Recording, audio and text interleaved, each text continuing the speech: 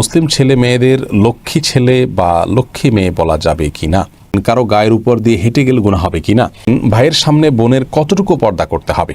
তাহলে আর বিলম্ব না করে শুরু করি। আপনাদের ইতোমধ্যে যে সমস্ত প্রশ্নগুলো আমাদের কাছে এসে পৌঁছে গেছে। আম্বিয়া খাতুন জানতে চেয়েছেন ভাইয়ের সামনে বোনের কতটুকু পর্দা করতে হবে।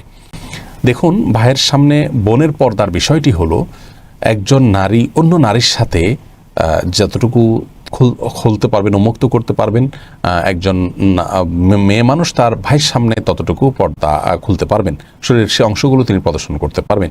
এটাকে আমরা আরও স্পষ্ট করে যদি বলতে যাই তাহলে এভাবে বলতে পারি যে একজন নারী তার আপন ভাইয়ের সামনে তার শরীরের যে অঙ্গগুলো সচরাচর তিনি খুলে রাখেন, বাবা বাড়িতে খুলে রাখা হয় মাহরামদের সামনে, সেগুলো তার সামনে খুলে রাখতে পারবেন। যেমন চেহারা, মাথার চুল, এমনকি গলা, এগুলো খোলা রাখা যেতে পারে। হাতের গোছা, পাও, এগুলো আপনার ভাইয়ের সামনে আপনি খুলতে পারেন এবং বাবার সামনে এগুলো প্রদর্শন করতে পারেন। কিন্তু এর বাইরে আপনার আজকাল একটা নির্লজ্জতা আমরা দেখতে পাচ্ছি, সেটা হলো যে অনেক পরিবারে আপনার ভেতরে বাইরে নারীরা শর্ট পোশাক আশাক পরে থাকেন। সেটি কোনো অবস্থাতে জায়েজ নয়, এবং সেটা আপন ভাইয়ের সামনে হলেও সেটি জায়েজ নয়, শুধুমাত্র স্বামীর সামনে সেটি জায়েজ হতে পারে। বিধায় এ ব্যাপারে আমাদের সাবধান হওয়া উচিত এবং দায়িত্বশীল থাকা উচিত। এরপর জেন্টেলম্যান আইডি থেকে আপনি জানতে চেয়েছেন মুসলিম ছেলে মেয়েদের লক্ষ্মী ছেলে বা লক্ষ্মী মেয়ে বলা যাবে কি না। না ভাই, এভাবে বলা উচিত নয়। আমরা অনেক সময় নিজের সন্তানদেরকে স্নেহ করে ভালোবেসে লক্ষ্মী বলি, অনেক সময় স্বামী স্ত্রী একে অন্যকে বলেন।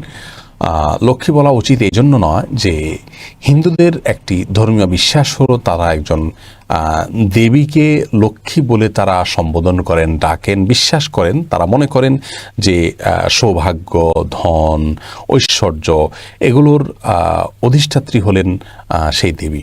তো সেই জায়গা থেকে তাকে লক্ষ্মী বলা হয়, ভালো লক্ষণ তিনি বহন করেন। তো নিজের সন্তানকে বা প্রিয় কোনো মানুষকে যদি আপনি লক্ষ্মী বলেন, কেমন যেন আপনি সেই বিশ্বাসকে স্মরণ করে তাকেও ভালো লক্ষণ বহনকারী ওই দেবীর মতো, যদি আপনি এরকম মনে করে করছেন না, কিন্তু তার সাথে সাদৃশ্য হচ্ছে, সে বিশ্বাসের সাথে কিছু দিক থেকে বাহ্যিকভাবে হলেও মিলে যাচ্ছে। আর শিরক এবং মুশরিকের বিশ্বাসের সাথে বাহ্যিকভাবেও সাদৃশ্য হয় এমন কোনো কাজ একজন মুসলমানের করা উচিত নয়। সেই জায়গা থেকে লক্ষ্মী ছেলে লক্ষ্মী মেয়ে বলাটা অনুচিত। রাবেয়া ইয়াসমিন আপনি জানতে চেয়েছেন কারো গায়ের উপর দিয়ে হেঁটে গেলে গুনাহ হবে কি না। কারো গায়ের উপরে হেঁটে গেলে সরাসরি কোনো গুনাহ হবে না, কারণ কোরআন হাদিসে এরকম কিছু নিষেধ করা হয়নি। কিন্তু যে কোনো মানুষের প্রতি সম্মান প্রদর্শন করা উচিত। কারো অসম্মান হয়, সম্মানহানি হয়, কারোর প্রতি অপমান প্রদর্শন হয়, এমন কোনো কাজ করা উচিত নয়। আর এই সম্মান অসম্মানের বিষয়টি ভ্যারি করে পরিবেশের উপরে, আপনার সমাজের উপরে, কালচারের উপরে। যদি কোনো অঞ্চলে কোনো ব্যক্তির পায়ের উপর দিয়ে, শরীরের উপর দিয়ে, পাও দিয়ে চলে যাওয়া এটাকে যদি দর্শনীয় মনে করা হয়, তাহলে সেটাকে অ্যাভয়েড করা উচিত। কারণ এই বিষয়গুলো অসম্মান প্রদর্শন করাটা এটা কালচারের উপর নির্ভর করে।